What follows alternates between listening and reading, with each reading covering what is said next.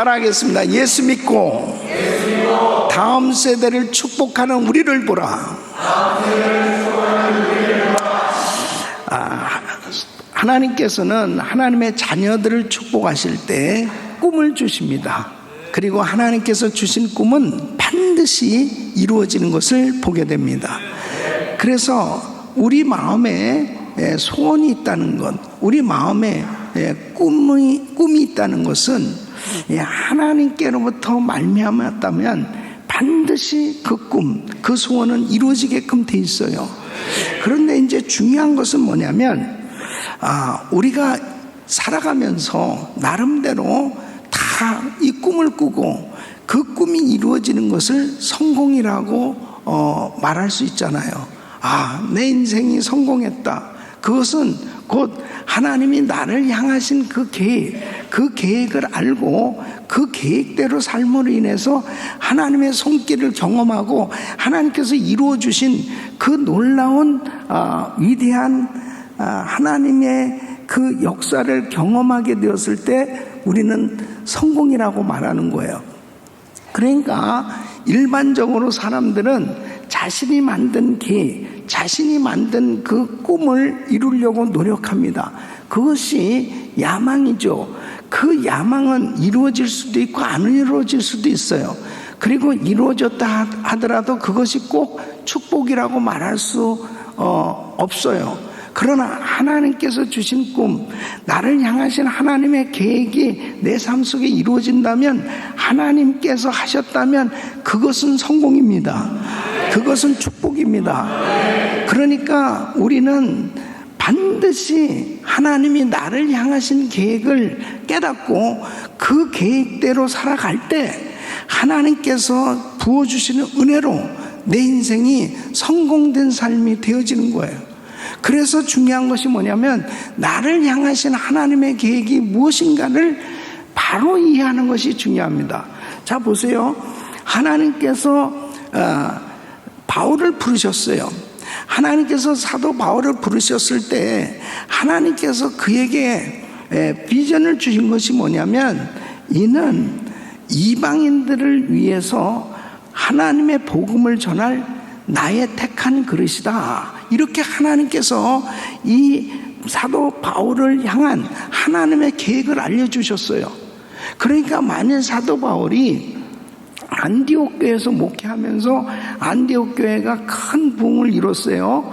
그렇다고 해서 안디옥 교회에 계속 머물러 있었다면 그것을 성공이라고 말할 수 있는 게 아니에요. 그는 반드시 이방인의 사도로, 선교사로 가야 되는 거예요. 그것이 하나님께서 이 바울을 향하신 계획이었기 때문에 하나님의 계획대로 순종했을 때 그 길이 험난하고 그 길이 외롭고 그 길이 정말 순교자의 길이라 하더라도 그것이 바로 하나님이 나를 향하신 계획이라는 사실을 알고 사도 바울이 순종해서 선교사로 갔을 때 정말 위대한 세계 선교를 이룰 수 있었고, 그리고 우리가 가장 존경하고 정말 나도 바울과 같은 그런 삶이 돼야 되겠다. 그래서 저도 영어 이름이 폴이에요. 왜 이렇게 이름을 바울이라고 지었느냐? 성경을 읽으면서 바울을 성령님께서 붙드시고 쓰시는데 어마어마하게 하나님이 쓰시는 그 은혜를 보면서 나도 이렇게 살아야 되겠다. 그런 흠모하는 그런 마음을 갖게 되는 거죠. 물론 이름을 조금 잘못 지은 것 같기도 해요. 고난이 심합니다.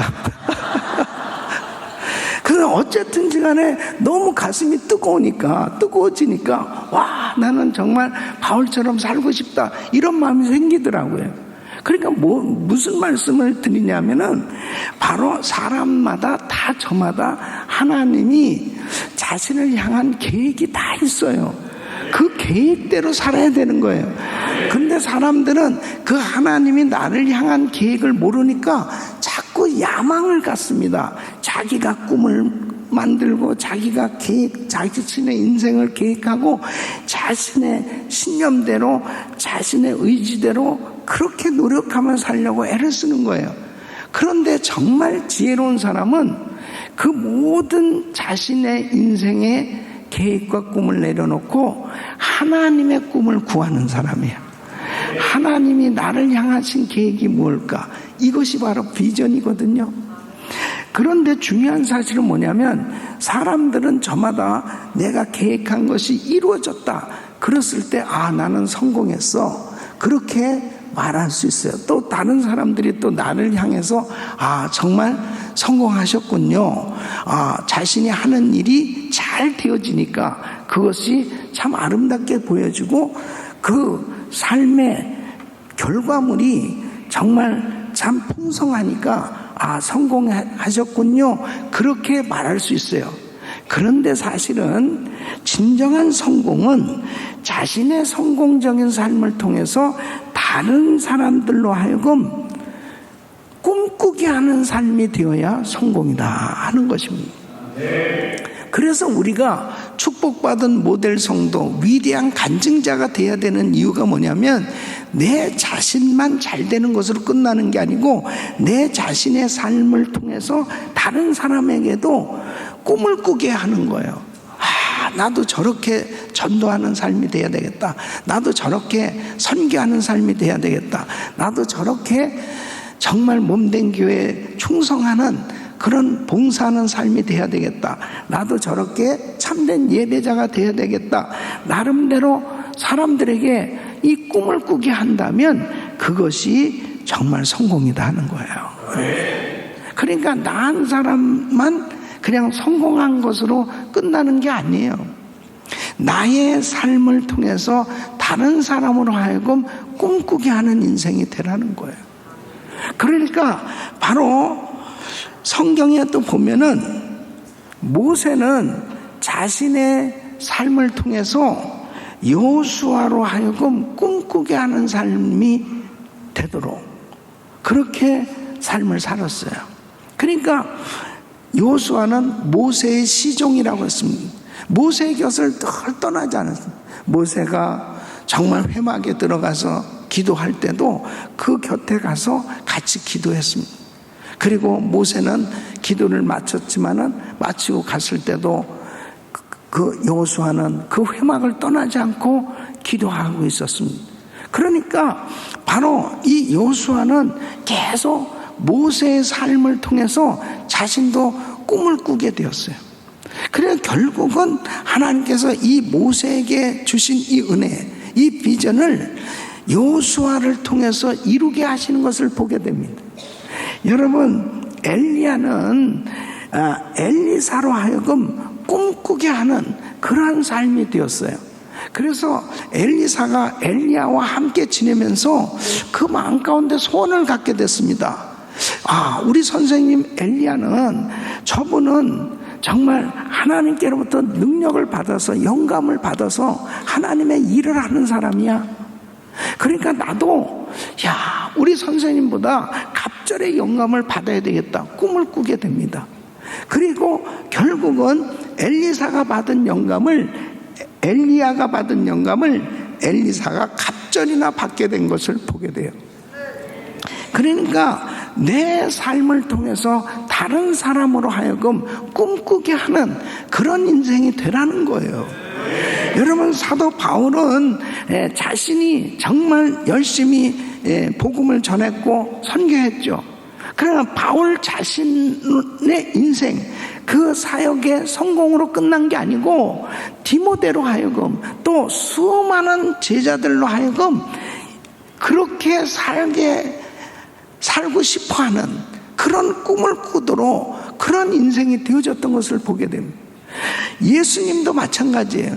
예수님도 이 땅에 사시는 동안 3년 동안 사실은 많은 사역을 하셨지만 제자들로 하여금 주님의 사역을 꿈꾸게 하는 그러한 삶이 되도록 우리 주님께서 인도해 주셨던 것을 보게 됩니다. 우리 사랑하는 성도 여러분, 그렇다면은 바로 나의 인생은 지금 어떠한 삶을 살고 있는가 한번 생각해 보십시오. 오늘 이 본문 말씀은 바로 이제 이 야곱의 아들 이 요셉이 꿈을 꾼 내용을 소개하고 있어요. 그런데 야곱의 인생을 먼저 한번 생각해 보면 야곱은 정말 파란만장한 그런 삶을 살았습니다. 형 에서와의 그 갈등으로 인해서 아버지 집을 떠나야 됐어요. 삼촌 라반의 집에서 살면서 갖은 고생을 하면서 그는 이제 창세기 32장 10절에 보면 이렇게 고백을 합니다. 나는 주께서 주의 종에게 베푸신 모든 은총과 모든 진실하심을 조금도 감당할 수 없사오나 내가 내 지팡이만 가지고 이 요단을 건넜더니 지금은 두 때나 이뤘나이다. 두 때나 이뤘다는 것은요, 셀 수 없을 만큼 그렇게 재산이 많다는 거예요. 그러니까 여러분, 지금 내가 좀 부자다 그러면 진짜 부자는요, 자기 지금 은행 잔고에 돈이 얼마가 되는지 몰라야 진짜 부자야. 한 100억 정도 있나? 아직 부자 아니야. 그건 진짜 계산이 안 돼야 진짜 부자예요. 그러니까 두 때나 되었나이다는 것은요, 정말 어마어마하게 많은 재산을 갖게 됐어요.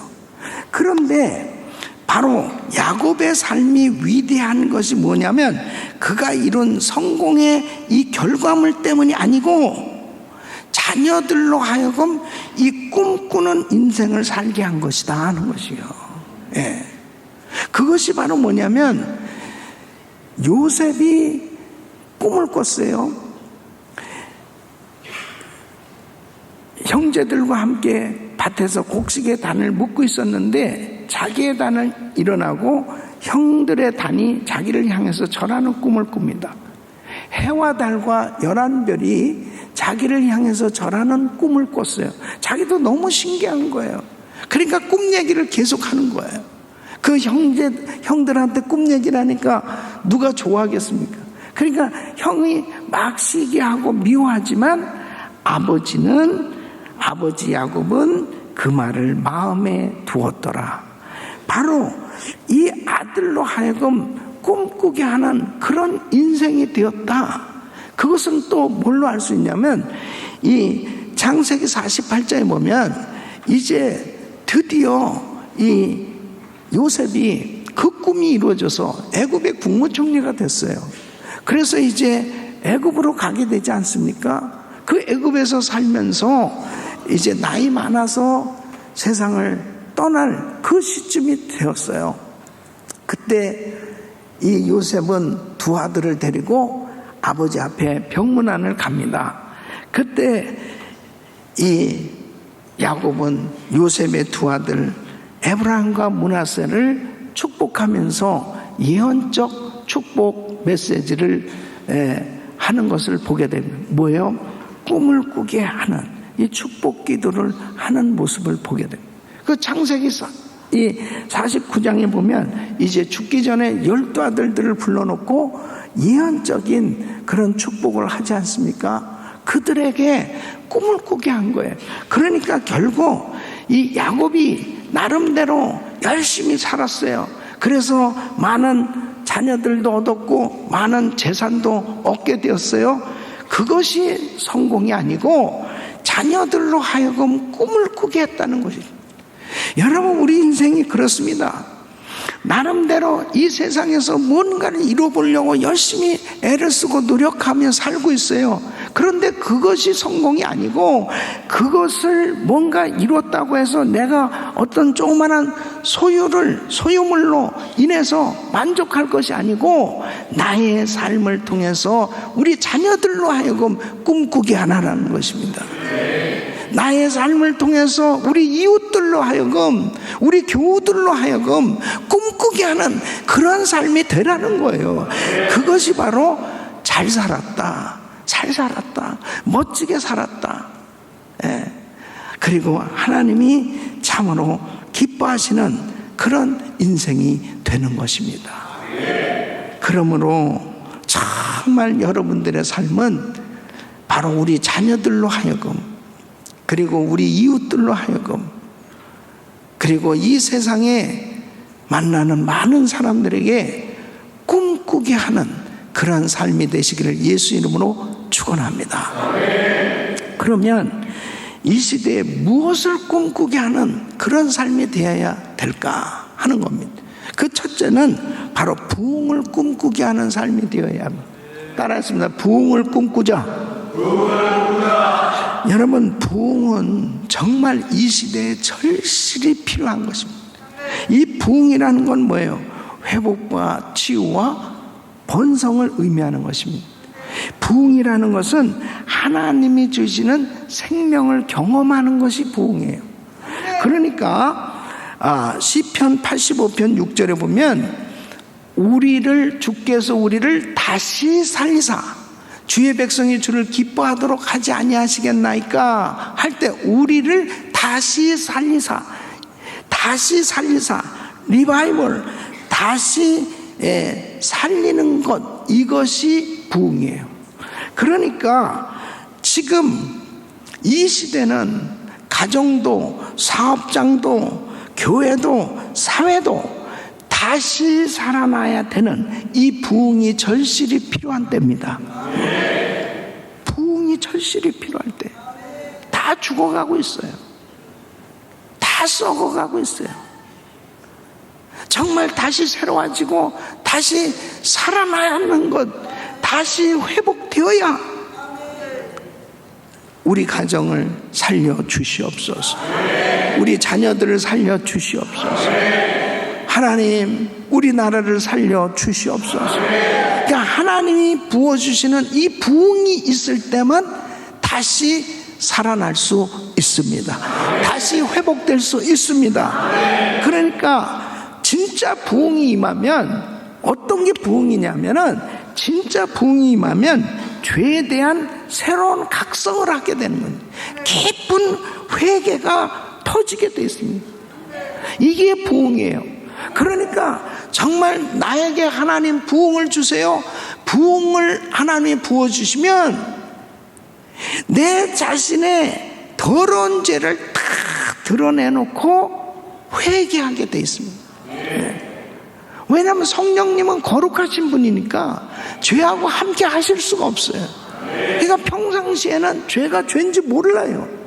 그런데 하나님이 부흥을 부어주시면 하나님 앞에 말할 수 없는 통고, 정말 내가 이렇게 새카만 죄인이구나, 이 죄를 깨닫고 회개하기 시작하는 거예요. 그러니까 깊은 회개가 이루어지는 것, 그래야 다시 살아날 수 있어요. 다시. 여러분, 부흥을 경험할 수 있기를 바랍니다. 저는 미국에 살면서, 원래 이 미국이 청교도들에 의해서 세워진 나라입니다. 그래서 먼저 교회부터 세웠고요, 그 다음에 학교에서도 먼저 예배부터 드리고 공부했어요. 하버드 대학도 목사님이 세운 거예요. 그리고 먼저 기도하고 그리고 수업을 시작했어요. 그러나 지금은 하버드 대학의 그 채플이 이제 무슬림들도 가서 예배를 드리고 별의별 난잡한 짓이 다 그곳에서 일어나는 그러한 장소로 완전히 변질돼 버렸습니다. 그러니까 미국이 어떻게 해서 이렇게 변질되었냐면요, 케네디 대통령 때 인권이라고 하는 것을, 그 다음에 많은 이민자들이 들어오면서 자기 종교를 가지고 오기 시작했습니다. 꼭 왜 학교에서 기도해야 되느냐, 왜 학교에서 예배를 드려야 되느냐, 이제 막 이렇게 자유 아니냐, 프리덤 아니냐, 막 이렇게 주장하기 시작했습니다. 그래서 연방 법원에서 공립학교에서 수업 시간에 기도하고 예배 드리는 걸 폐지시켜 버렸습니다. 그러면서부터 무섭게 타락해 타락해 가기 시작한 거예요. 예? 엄청나게 타락해지기 시작. 오바마 대통령 때 이 연방 대법원에서 동성 결혼을 합법화하는 판결을 내렸어요. 예? 남자와 남자, 여자와 여자 결혼하는 것이 그냥 합법적이래요. 예. 그러면서 무섭게 타락하기 시작했어요. 죄가 죄인지를 몰라요. 뭐가 잘못인지 몰라요. 미국이 점점 그렇게 타락해졌을 때 저는 매년마다 다민족 기도회를 인도하고 있습니다. 하나님, 이 미국을 살려주세요. 미국의 영적 대각성의 역사가 일어나게 해주세요. 네. 여호와를 경외하는 너희가 회개하고 하나님의 얼굴을 구하면 내가 하늘에서 듣고 그 죄를 사하고 그 땅을 고칠지라. 먼저 예수 믿는 우리가 하나님 앞에 나라의 죄, 민족의 죄, 백성들의 죄, 자녀들의 죄, 부모들의 죄, 우리의 죄를 끌어안고 회개할 때 하나님께서 고쳐주신다고 말씀하신 거예요. 그게 바로 부흥입니다. 그래서 하나님 앞에 눈물로 기도하고 있습니다. 하나님, 미국을 살려주세요. 왜 미국이 잘 돼야 되느냐? 미국이 잘 돼야 되는 이유는 미국은 전 세계에서 가장 많은 선교사를 파송했습니다. 지금도 전 세계 가장 많은 선교사들이 나가서 사역하고 있는 그 파송한 나라는 미국이에요. 이 미국은 전 세계 경찰 국가로 가장 많은 지역에 군대가 파견되어서 평화 유지를 위해서 젊은이들이 지금도 생명을 걸고 싸우고 있습니다. 어느 나라가 그렇게 하고 있습니다. 지금 우리나라도 미군이 그냥 철수하는 그 순간에 그냥 북한에서 금방 들어올 거예요. 예. 그만큼 여러분 6.25 전쟁 때 3만 명이 넘는 미군들이 죽었어요. 그 미군들이 뭐하러 남의 나라에 와서 그 젊은이들이, 그렇게 많은 젊은이들이 한두 명도 아니고 3만 명이나 되는 젊은이들이 죽습니까? 그래서 오늘날의 대한민국이 이렇게 자유민주주의로 세워져 있는 거예요, 여러분. 이렇게 아멘이 시원찮아요? 이게 역사 아니에요. 그러니까 정말 미국에 감사해야 되는 거예요, 미국에. 그러면서 미국은 가장 구제를 많이 하는 나라입니다. 그래서 지금도 아프리카니 뭐니 해가지고 그 기근으로 인해서 죽어가는 그런 수많은 나라의 백성들을 위해서 구제단이 가서 가장 많은 구제를 하고 있어요. 미국이 정말 중심을 잡아야 되는데 이 미국이 무섭게 타락해가고 있습니다. 그러면서 하나님, 이 짧은 역사 가운데 그렇게 강대국으로 하나님이 축복해 주신 것은 하나님을 경외하고 하나님을 잘 섬겼기 때문에 하나님께서 이 미국을 축복해 주셨는데, 이렇게 타락해 가고 있는 이 미국, 이 촛대를 하나님이 옮겨버릴 수 있고, 그리고 얼마든지 이 미국은 한순간에도 망할 수 있는 거예요. 근데 하나님이 제 마음 가운데 통곡을 주시는 겁니다. 하나님, 이 미국을 불쌍히 여겨주세요. 그러면서 미국을 위해서 기도하게 하셨는데요, 제가 미국을 사랑하고 그리고 미국을 위해서 기도하니까요, 내 나라가 되더라고요. 그리고 미국을 위해서 회개가 되더라고요. 그러니까 어느 날 나를 국가기도의 날에 그 국회의사당에서 열린 국가기도의 날에 나를 그 중심에 세워놓고 동성결혼은 죄라고 그렇게 외치면서 기도하는 그 자리에 저를 세워주시더라고. 그게 바로 뭐겠어요? 여러분이 대한민국 사람이라고 해서 여러분이 주인이에요? 대한민국의 주인이에요? 대한민국을 사랑하는 사람이 주인이에요. 대한민국을 사랑하고 대한민국을 사랑한다면 대한민국을 위해서 기도하는 사람이 주인이에요. 대한민국을 정말 사랑한다면 대한민국이 잘못되고 있을 때 하나님 이 나라를 살려주세요. 우리나라 살려주세요. 우리나라를 축복해주세요.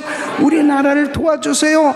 그러면서 나라를 위해서 금식하고 나라를 위해서 눈물을 뿌리면서 정말 기도할 수 있는 그 백성이 진정한 주인 아닐까요? 네. 누가 주인이에요? 대한민국의 주인이 누구예요? 대한민국을 사랑하는 사람이 주인이라고요. 여러분은 정말 그렇게 사랑하십니까? 저는 이영만리 미국 땅에 살고 있지만 내 조국을 잊어버릴 수가 없습니다. 나는 우리 조국을 위해서 한 번도 잊지 않고 기도를 하고 있는 거예요. 하나님 우리나라 살려주시옵소서. 물론 우리 교회는 예배 때 중국어로, 러시아어로, 일본어로, 스페니쉬로, 영어로 여러 민족들이 와서 예배를 드려요. 그럼 나는 한국 사람이에요.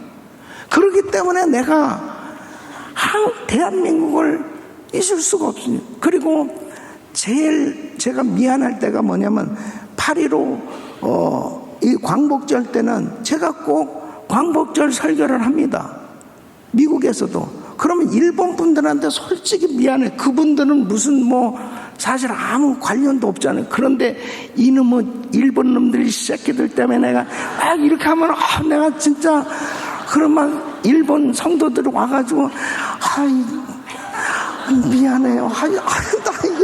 나는 진짜 너무 계속 8.15 설교할 때는 이 새끼들, 이 일본 새끼들 때문에 말이야, 진짜 나라를 잃어버린 이 지옥의 36년 막 하면서 그냥 그 만행, 일본 사람들의 그 만행했던 그런 것들을 역사적으로 막 설교하면 일본 분들한테 솔직히 미안해.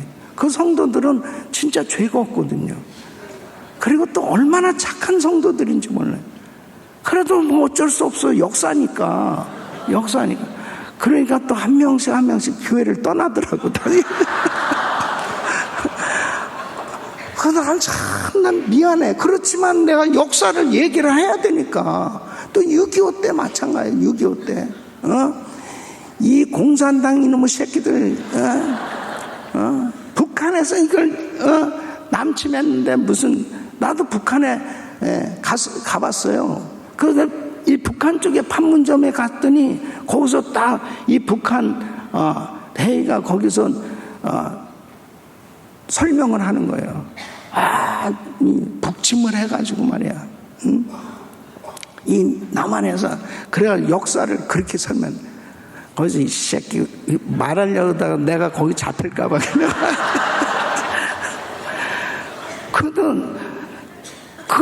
그러니까 여러분 진짜 6.25 때 또 설교를 할 때는 공산당의 만행과 그 잘못된 것들을 다 증거하면서, 왜냐면 젊은이들은 몰라요. 6.25를 경험 안 한 세대 아니에요. 저도 솔직히 6.25 경험 안 한 세대 아닙니까? 그렇지만 역사를 바로 이해해야 바른 교훈을 얻을 수 있고 바른 지식을 가지고 바르게 살아갈 수 있지 않습니까? 그래서 그렇게 하나님 앞에 나라를 위해서 기도하고 있습니다. 하나님 정말 우리나라 살려주세요. 우리 대한민국 남북한 하루속히 복음으로 통일되게 하여 주시옵소서. 그러니까요, 어느 날 탈북민들을 향한 그런 그 마음에 간절한 사랑이 생겼어요. 그래서 내가 그전에는 북한 선교를 직접적으로 할 수 있었지만 지금 다 막혔잖아요. 왜 3만여 탈북민들을 이 남한 땅에 보냈을까? 기도하는 가운데 저 사람들이 앞으로 남북한이 통일되면 남한과 북한을 경험한 사람들이 앞으로 통일 시대에 중요한 리더들이 될 것이다. 그러면 남한 땅에 하나님이 보내신 이유는 예수 믿으라고. 예수 믿으라고. 북한에서 예수 믿을 수 없으니까 남한 땅에 보낸 거예요. 여기 와서 잘 먹고 잘 살라고 이 남한 땅에 보낸 게 아니에요. 예수 믿으라고. 그래서 하나님을 만날 수 있는 기회를 주신 것이거든요. 그래서 저는 1년에 2차례씩 대한민국에 와서 탈북민들을 위한 사역을 하고 있습니다. 이 탈북민들을 위한 사역을 하면서 가족 만들기를 하고 있습니다. 그냥 은혜를 받고 그것으로 끝나는, 수양회로 끝나는 게 아니고 우리는 가족이다. 지금도 탈북민들은 다 이상 가족이 돼 있어요. 그래서 이분들은 솔직히 말해서 남한 땅에 미련 없습니다. 남한 땅에 계속 살 마음 솔직히 없어요. 이분들은 통일만 되면 자기 고향에 가고 싶은 마음이 굴뚝 같은 사람들이에요. 그래서 이 남한 땅에 사는 동안 확실하게 예수 믿고 주님의 제자가 되어야 통일되면 자기 고향에 가서 교회를 세울 수 있어요. 그래서 지금 가족 만들기를 하고 있거든요. 제 가족, 제 동생, 제 형, 이렇게 우리는 가족을 만들기를 하면서 통일이 되어지는 그날 우리 같이 북한에 가서 교회를 세우자. 예. 그리고 평양의 대광장에서 부흥회하는 날이 있게 하여 주시옵소서. 북한 자유의 나라 되게 하여 주시옵소서. 김정은 도발하지 못하게 하여 주시옵시고, 하나님 우리 민족 하루속히 남북한 통일되게 하여 주시옵소서. 그러면서 탈북민들을 끌어안고 기도하고 있어요. 여러분 정말 탈북민들을 사랑해 주시고, 그 탈북민들 너무 많은 상처가 있습니다. 그 한 사람 한 사람이 남한 땅에 비자 받고 온 사람들 한 명도 없어요. 다 두만강을 넘어서 정말 그 중국 땅에서 인신 매매단에서 잡혀가지고 말할 수 없는 고초를 겪기도 하고, 거기서 또 잡혀가지고 북송되어서서 고문을 당하기도 하고, 거기서 또 뛰쳐나와서 그 다음에 그 태국을 거쳐서 걸어서 상상을 초월하는 그런 과정을 거쳐서 남한 땅까지 온 거예요. 한 사람 한 사람 말할 수 없는 상처가 있습니다. 그들의 마음을 어루만져 줘야 되고, 하나님의 사랑, 그들에게는 복음이 정말 필요합니다. 성령으로 거듭나야 됩니다. 새 사람 돼야 됩니다. 그래서 정말 우리 민족이 이렇게 참 복잡해요. 예. 또 북한 사람들은 또 이렇게, 북한 디아스포라로 탈북민들은 또 전 세계 또 이렇게 퍼져 있고, 우리 민족의 참 아픔이 너무너무 많은 한민족이에요. 이런 가운데 역사도 참 복잡합니다. 예? 정말 독립운동을 통해 가지고 임시정부를 진정한 정부라고 하기도 하고, 이승만 정부가 진짜 정부라고 하기도 하고, 이것도 다 역사가 서로 나눠져 또 싸우고 있습니다. 그러니까 도대체 우리는 참 뭐 하나 제대로 이렇게 세워진 게 없어요. 그런데 참 신기한 것은 전 세계 어느 곳을 가든 지금 유대인보다도 더 많은 나라의 디아스포라로 흩어진 민족은 우리 한국 사람들이에요. 그런데 한국 사람들은 가는 곳마다 교회가 세워지는, 참 놀라운 일 아니에요. 가는 가는 곳마다 교회가 세워지고, 중국 사람들은 가는 곳마다 레스토랑이 만들어져요. 중국집. 근데 우리 한국 사람들은 어떻게 이렇게 하나님의 복을 받았냐고요. 저는 생각할 때 전 세계 선교 마무리는 우리 한민족이 하게 될 것입니다. 우리 다음 세대들이 하게 될 것입니다. 하나님께서 우리의 이 고난, 우리의 정말 한 맺힌 이런 역사, 이런 모든 것도 하나님이 다 쓰시는 거예요. 그러니까 참 신기한 일. 우리 대한민국 사람들은 고난도 많이 겪었고, 그리고 봄, 여름, 가을, 겨울 날씨도 너무 뚜렷하게 그렇게 겨울날은 엄청 춥고 여름에는 엄청 덥고 이런 것을 다 경험했기 때문에 아프리카에 그렇게 더운 날씨에 그렇게 더운 지방에 가서도 장사를 잘하고 있고, 알라스카에 어마어마하게 추운 그곳에 가서도 그곳에서도 진짜 카페를 하고 앉아있고, 하여튼 참 정말 대한민국 사람들 대단합니다. 여러분, 저는 우리 민족이 하나님만 확실히 만나면, 하나님만 확실히 믿으면 우리 민족 위대하게 쓰임 받습니다. 하나님, 우리나라에 부흥을 주시옵소서.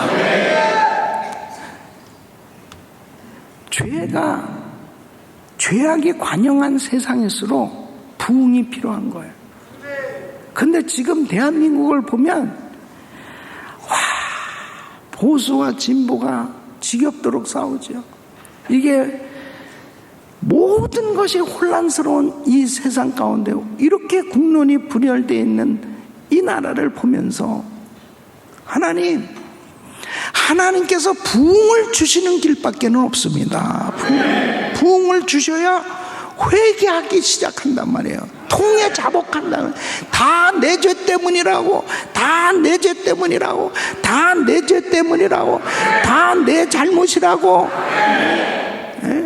대통령부터 시작해서 국회의원, 여야 국회의원들, 그리고 모든 목회자들 모두가 다 한결같이 마음을 찢으면서 내 죄 때문이라고, 내가 잘못한 거라고, 나 때문에 이렇게 된 거라고, 그렇게 회개할 때 이 나라에 회복이 있을 것입니다. 하나님께서 부흥을 주실 때 형제 어찌할꼬 마음을 찢으면서 회개가 이루어졌을 때, 1907년 평양의 대부흥은 이렇게 장대현 교회에서 부흥회가 열렸습니다. 평범한 부흥이었습니다. 그런데 길선주 장로님에게 성령이 임했어요. 제가 회개할 게 있습니다. 존경받는 장로님이신데 일어나서, 제 친구가 세상을 떠나면서 저에게 그 맡겨준 것이 있었습니다. 그 미망인을 위해서. 근데 내가 그 중에 일부를 훔친 아간입니다. 그러면서 장로님이 솔직하게 자기의 죄를 회개했을 때, 저는 옆집에 계란을 훔쳤습니다. 저는 이런 죄를 졌습니다. 저런 죄를 졌습니다. 떼굴떼굴 굴르면서 사람들이 밤새도록 죄를 고백하는 회개가 터져나가기 시작했습니다. 사랑하는 성도 여러분, 우리에게 필요한 것은 회개입니다. 정말 우리 대한민국에 필요한 것은 바로 내 죄 때문이라고. 하나님, 우리의 죄를 용서해 달라고. 그렇게 회개하는 부흥이 임할 수 있기를 바랍니다. 그것을 위해서 기도하고 있습니다. 끊임없이 미국의 영적 대각성을 위해서, 또 대한민국의 영적 대각성을 위해서 기도하고 있습니다. 이렇게 대한민국에 교회들이 많은데 정말 교회가 우리 죄 때문이라고 통회하고 자복하면서 우리 잘못이라고 회개하는 교회가 빛납교회가 될 수 있기를 바라고요. 바로 우리의 이 회개 기도로 인해서 이번 집회 후에 대한민국의 회개 역사가 일어나기를 간절히 축원합니다. 축원합니다. 그러므로 하나님께서 부흥을 부어주실 때 평양의 그 놀라운 부흥의 역사가 다시 한번 우리 대한민국에 임하게 하여 주시옵소서. 이 안산 땅에 임하게 하여 주시옵소서. 이 빛납교회에 임하게 하여 주시옵소서. 이 빛납교회가 바로 부흥의 센터교회가 되게 하여 주시옵소서. 하나님, 우리의 죄 때문이라고 회개할 수 있게 하여 주시옵소서. 그렇게 부흥을 열망하시기 바랍니다. 그럴 때 하나님께서 역사해 주실 것입니다. 저는 미국의 한인교회지만 저는 우리 한인들만을 위한 교회가 아니고 하나님, 우리 교회를 통해서 미국의 부흥이 일어나게 하여 주시옵소서. 부흥의 센터 교회가 되게 하여 주시옵소서. 그렇게 기도하고 있습니다. 하나님, 부흥을 주시옵소서. 진정한 부흥은 회개입니다. 진정한 부흥이 임할 때 치유의 역사가 일어나는 것입니다. 치유의 역사가 일어나는 것입니다. 주님이 만져주시는 은혜가 일어나게 되는 줄로 믿습니다. 질적으로 양적으로 성장할 뿐 아니라 주변의 사람들에게 놀라운 영향력을 끼치기 시작하는 것입니다. 바뀌어지기 시작하는 것입니다. 하나님의 역사가 일어날 수 있기를 바랍니다. 두 번째는 신앙 계승을 꿈꿔야 됩니다. 신앙 계승을 꿈꿔야 됩니다. 여러분, 당대에 잘 믿는 것으로 끝나면 안 돼요. 당대에 잘 믿는 것으로 끝나는 것이 아니고 다음 세대로 이 신앙이 계승되어야 하는 것입니다. 신앙이 계승되어야 되는, 아브라함의 신앙이 이삭, 이삭의 신앙이 야곱으로, 야곱의 신앙이 요셉과 이 다른 형제들의 이렇게 신앙이 계승되어지기를 하나님 원하시는 거예요. 모세에게 하나님께서 은혜를 주셨습니다. 이스라엘 백성들이 애굽에서 430년 종살이 했습니다. 그들에게 제일 어려웠던 것이 뭐냐면 하나님을 예배하는 것이 어려웠어요. 그러니까 하나님을 제대로 안 믿는 우상을 섬기게 된 거죠. 그래서 하나님께서 이스라엘 백성들을 이제 가나안 땅에 들어가게 하시는데 광야를 지나는 가운데 이 광야에서 뭐를 주셨습니까? 바로 성막을 만들게 하셨어요. 이 성막은 움직이는 예배당이에요. 그래서 이제 가나안 땅으로 가기 위해서는 계속 움직여야 돼요. 그러니까 가는 곳마다 성막을 중심으로 텐트를 치고 기거하고 성막에서 하나님을 예배하게 하셨어요. 성막이 가는 곳마다 예배함으로 하나님 중심의 삶을 살게 하신 거예요. 이제 가나안 땅에 들어가서는 성전을 짓겠어요. 그래서 성전에서 이제 온전한 예배를 드릴 수 있도록 하셨습니다. 그런데 여러분 보세요. 바로 여호수아 때에 가나안 땅 정복이 이루어졌어요. 그러면 가나안 땅 정복이 이루어지고 그 가나안 땅을 차지했을 때 성전을 져야 되는 거예요. 그리고 성전을 중심으로 이제 마음껏 하나님을 예배해야 되는데 참 안타까운 것이 뭐냐면 땅은 차지했는데 다음 세대로 신앙이 이어져야 되는데 다른 세대가 세워지게 됐습니다. 다른 세대가 어떤 세대냐? 사사기 2장 10절에 보면은 그 세대의 사람도 그 조상들에게로 돌아가고 그 후에 여호수아 세대의 모든 사람들이 참 하나님의 역사를 경험했고 다 하나님을 섬겼던 사람들이 다 세상 떠났어요. 그 후에 일어난 어떤 세대요? 다른 세대. 다른 세대는 여호와를 알지 못하며 여호와께서 이스라엘을 위하여 행하신 일도 알지 못하였더라. 다른 세대가 일어나면 안 되는 거예요. 여러분, 당대에 참 예수 잘 믿은, 그런데 우리 자녀들 세대가 다른 세대가 된다면 이건 비극입니다. 하나님을 모르는 다른 세대가 된다면 이건 비극인 거예요. 예? 그러니까 정말 우리 자녀들이 잘 믿는 자녀로 신앙이 계승되어야 그 가정은 믿음의 명문 가문을 이루게 되는 거예요.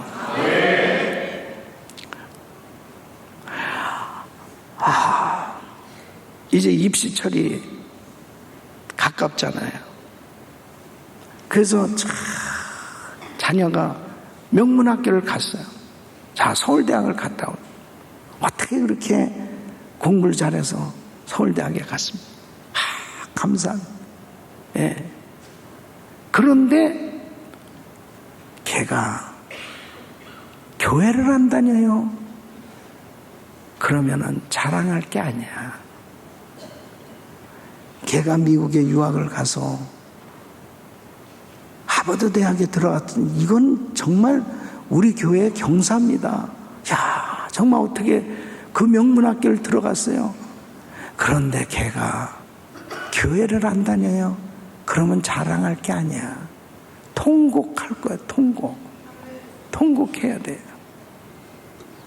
입시철이 되어서 부모는 주여 주여 하면서 정말 우리 아들 딸 좋은 학교 가라고 그냥 100일 기도회를 하고 40일 기도회를 하고 그런 작정 기도를 하는데 애들이 오늘도 여기서 이렇게 찬양도 하고 그러잖아요. 봉사도 하고. 야야야야, 너 지금 입시 때에는 교회 가지 마. 학원 가. 야, 봉사는 무슨 봉사야? 그건 넌 학교 가고 대학에 들어가서 봉사해도 돼. 봉사하지 마. 그렇게 막는 부모는 진짜 어리석은 부모예요. 하나님을 더 잘 믿도록 인도해 줘야 돼요. 그게 신앙을 가진 부모입니다. 우리 아이들 제대로 신앙으로 잘 양육받아서 성령으로 고등학교 때까지 성령으로 거듭나지 못하면 이제 대학에 딱 간 그 순간부터 교회를 떠날 수 있어요. 그 다음부터 교회를 안 다니는 거예요. 부모가 이렇게 데리고 오니까 여기서 찬양도 하고 신앙생활 했는데 이제는 대학에 가는 순간부터 내 자유예요. 나한테 자꾸 얘기하지 마세요. 그 교회에서 떠나고 신앙에서 떠난다고. 다른 세대가 세워지고 그걸 성공이라고 말할 수 있어요? 그건 성공이 아니에요. 다른 세대가 세워지는 것은 불행이에요. 불행. 예? 나는 우리 부모들은 그렇게 신앙생활 잘하는데 우리 자녀들이 신앙생활 잘 못하고 있다면 그게 불행이라니까요. 다음 세대로 신앙이 이어져야 우리 자녀들로 하여금 부모를 보면서 신앙에 대한 꿈을 꾸게 만들어줘야 돼요. 나도 우리 부모님처럼 예수를 믿어야 된다. 제일 바보 같은 부모가 어떤 사람이냐면 야, 너희들은 엄마 아빠 같이 믿지 마라. 그게 제일. 아니, 자기가 열심히 믿으면 되지 무슨 그런 말은. 너희들은 말이야 아빠처럼 신앙생활 하지 마. 그럼 뭐야? 에? 최소한 야, 너희들은 아빠같이 예수 믿어. 엄마같이 예수 믿어. 이렇게 아멘이 시원찮은 거 보면 수상해요. 수상해. 지금부터라도 아이들에게 꿈을 주는데 아빠같이 신앙생활해라. 네. 그러면 아빠같이 신앙생활 하려면 어떻게 돼? 내가 술을 마시면 술 끊어야죠. 애들 앞에서 담배 끊어야죠. 내 잘못된 습관 끊어야죠. 그리고 제대로 신앙생활 해야죠. 이렇게 아멘이 올리 이사를 다니고 있습니다. 신앙생활 제대로 해야죠. 왜? 우리 자녀를 하여금 꿈을 꾸게 만들어줘야 되니까. 꿈을 꾸게 한단 말이에요. 아빠가 그러지 않았었는데, 아빠가 막 새벽기도 나가시네. 아빠가 막 성경을 읽으시네. 야, 아빠가 막 열심히 신앙생활 하시네. 그래. 아빠가 과거에는 그렇게 잘 못했지만, 야, 너를 위한 거야. 아빠같이 이렇게 한번 믿어봐. 야, 정말 우리 아빠 멋지다. 나도 그렇게 신앙생활 해야지. 여러분, 교회에다가만 아이들 맡기지 마세요. 집에 있는 시간이 훨씬 많은 거예요. 집에서 우리 엄마 아빠가 어떻게 살고 있는지가 가장 영향력을 끼치는 거예요. 하나님 앞에 자녀들을 제자 만드시기 바랍니다. 자녀들을 제자 만들어야 돼. 그것이 바로 다른 세대가 일어나면 통곡하는 거예요. 통곡하는 것입니다. 사랑하는 성도 여러분, 다음 세대가 아름답게 세워질 수 있기를 바랍니다.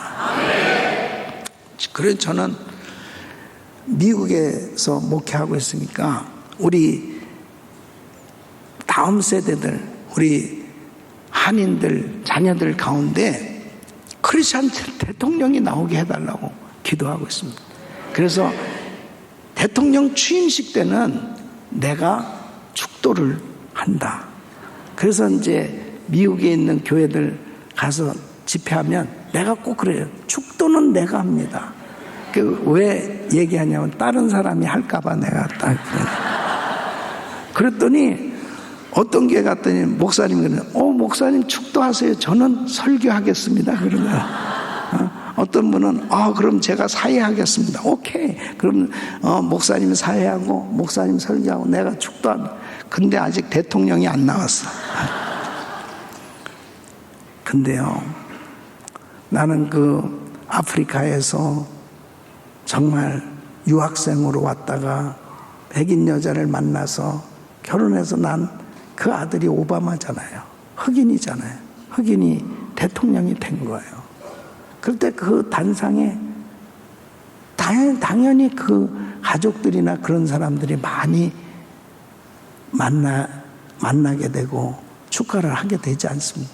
그러면 우리 한인교회에서 자녀들 가운데서 대통령이 나오면 당연히 목사님들을 모시지 않겠어요? 응? 그러니까 우리 지역에서도 한인회라든지 그러면 거기에 우리 장로님들이 회장이 됐을 때 내가 꼭 가가지고 축사하고 축도하고 그렇게 기도해 주거든요.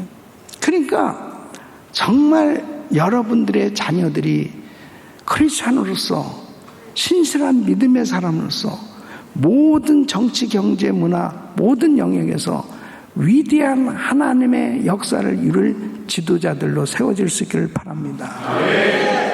그것이 다음 세대로 세워져야 됩니다. 다른 세대로 세워지면 절대 안 돼. 여호와를 알지 못하는 세대가 일어나면 안 돼. 저는 이 빛나교회를 볼 때 얼마나 감사한지 모릅니다. 우리 유재명 목사님 정말 귀한 목사님이세요. 신실한 믿음의 사람. 그 중에 가장 잘하신 것이 뭐냐면 목사님이 은퇴를 하시려면 이 백석교단에서는 75세까지예요. 그럼 목사님은 10년을 훨씬 더 사역을 할 수도 있어요. 그럼에도 우리 교회의 앞날을 위해서 다음 세대를 위해서 이호승 목사님이 세워지는 것이 우리 교회로서 더 건강하게 더 많은 사역들을 이룰 수 있다는 이러한 그 하나님께서 주시는 감동이 있을 때 결단을 딱 내리시고 그렇게 딱 세울 수 있다는 것은요 정말 하나님께서 주신 특별한 은혜입니다. 예. 이 자리에 계시지는 않지만 우리 유재명 목사님 네 분 위해서 박수 한번 해주세요.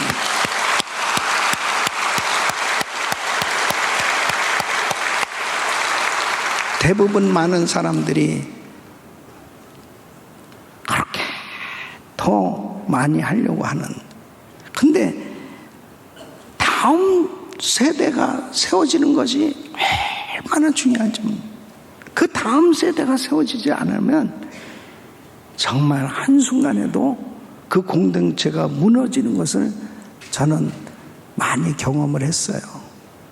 빛락교회가 앞으로 우리 유치부 아이들이 이렇게 나와서 찬양하고 그랬는데, 이 어린아이들이 정말 어려서부터 이렇게 믿음을 가지고 믿음으로 잘 성장해서 우리 빛락교회가 계속해서 다음 세대들로 세워질 수 있기를 예수 이름으로 축원합니다.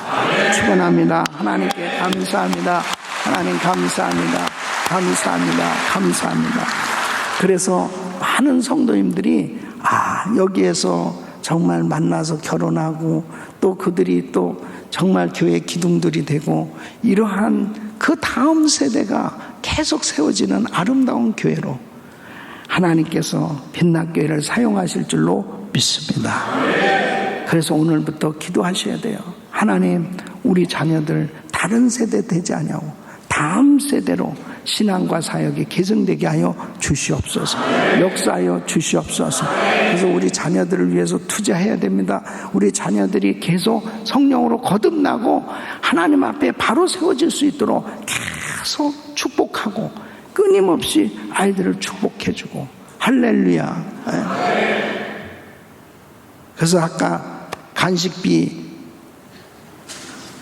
잘하신 거예요, 그잖아요. 안 했으면 내가 손들려고 하다가 이렇게 안 했어요. 세 번째는 세계 선교 마무리를 꿈꾸게 해야 됩니다. 세계 선교 마무리를 꿈꾸. 시작.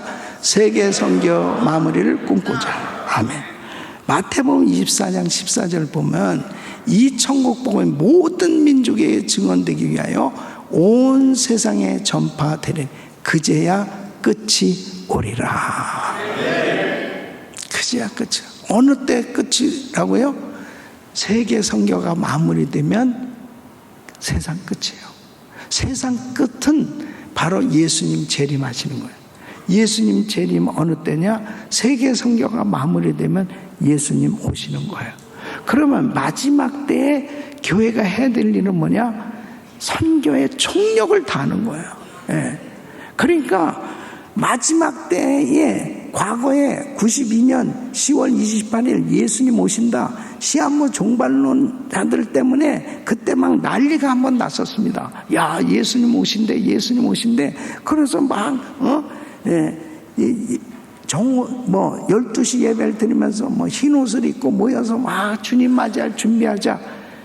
그게 아니에요. 앞으로도 그런 일은 또 일어날 수도 있어요. 분명히 예수님이 친히 말씀하신 거예요. 언제가 종말입니까? 언제 예수님 오십니까? 언제가 이 세상 끝입니까? 이 천국 복음이 모든 민족에게 증거되어 온 세상에 전파되리. 그제야 끝이 오리라. 그러니까 세계 선교가 마무리되면 예수님 오시는 거예요. 그렇다면은 지금이야말로 세계 선교가 마무리되어지고 있는 시점입니다. 예.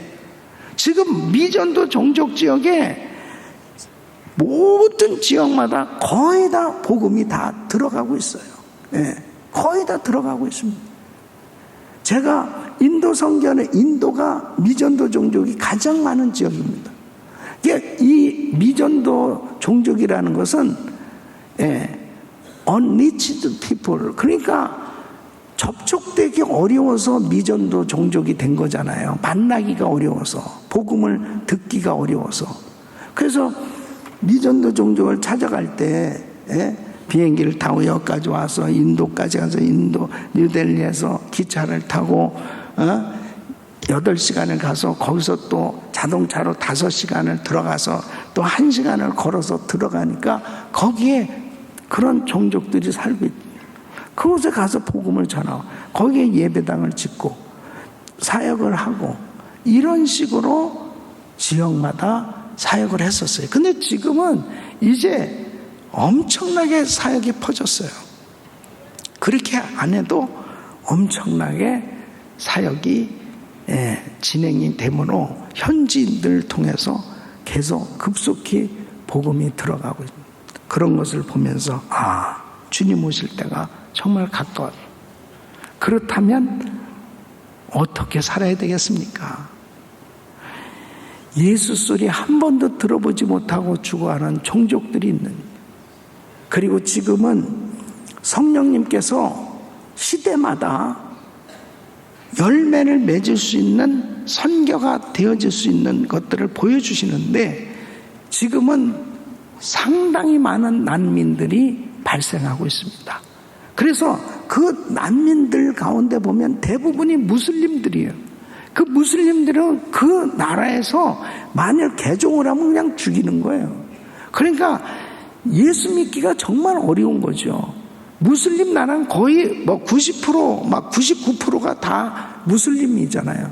그런데 난민으로 자유의 나라에 오게 된 거예요.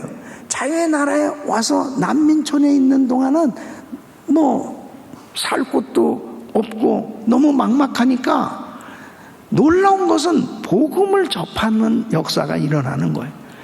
그러니까 그 난민 사역을 지금은 효과적으로 할 때입니다. 그래서 적극적으로 지금 우리는 난민 사역을 또 적극적으로 하고 있어요. 그러면서 그곳에 학교를 세우고 그리고 계속해서 이제 선교사를 파송하고 사역들을 감당하고 있습니다. 하나님께서 그때그때마다 필요한 사역들을 하게 하시는데 이제 저는 우리 빛났교회와 함께 이러한 사역들을 하는 데 있어서 아름다운 동역으로 인해서 정말 계속해서 구원받기로 작정된 자, 그 이방인의 수가 채워지는 그날, 바로 복음이 온 땅에 전해질 때 우리 예수님 오신다고 하셨는데 그 일에 함께 동역할 수 있기를 바랍니다. 그리고 그 복음을 전하다가 이제 그 모든 하나님의 때에 이제 복음이 다 전해지면 우리 주님 구름 타고 오신다고 말씀하셨는데 그때 여러분 모두가 다 들림받을 수 있기를 예수 이름으로 축원합니다. 주님 앞에 섰을 때 잘하였도다 착하고 충성된 종아. 여러분 이 땅에서 칭찬받는 것은 그것은 온전하지 못해요. 그런데 하나님 앞에 섰을 때 잘했다 착하고 충성된 종아, 그 칭찬 받으면 그게 성공입니다. 그때까지 우리는 절대로 낙심하고 좌절하고 실망하지 말고, 그리고 됐다고 하는 것도 없고 이제 이루었다 함도 아니요, 주님 앞에 서는 그날 끝이 오는 것입니다. 그때까지 승리하시길 예수 이름으로 축원합니다. 축원합니다. 우리는 어떤 일을 해도 선교해야 돼요. 공부하는 것도 복음 때문에, 사업하는 것도 복음 때문에, 내가 어떤 일을 해도 영혼 살리는 일을 위해서 그렇게 하나님 앞에 드려진다면 우리 주님께서 여러분이 하는 모든 범사를 축복해 주시고 건강한 신앙생활, 하나님 앞에 영광 돌리는 삶 될 줄로 믿습니다. 내가 몸이 아파도 아픈 몸을 가지고 복음을 전해보세요. 내가 지금 형편이 어려워도 어려운 형편 가운데 영혼 살리기 위해서 기도하고 복음을 전해보세요. 하나님은 여러분의 필요를 채워 주실 것입니다. 예수 믿고 다음 세대를 축복하시기를 바랍니다. 다음 세대들이여 일어날지어다. 다음 세대들이여 불같이 일어날지어다. 그래서 다음 세대들이 여러분들을 보면서 꿈을 꾸고 나도 그렇게 예수 믿어야 되겠다, 그렇게 전도해야 되겠다, 그렇게 선교해야 되겠다, 그렇게 멋지게 살아야 되겠다, 주님 앞에 꿈을 꾸게 하는 그런 삶이 되시기를 예수 이름으로 축원합니다. 기도하겠습니다.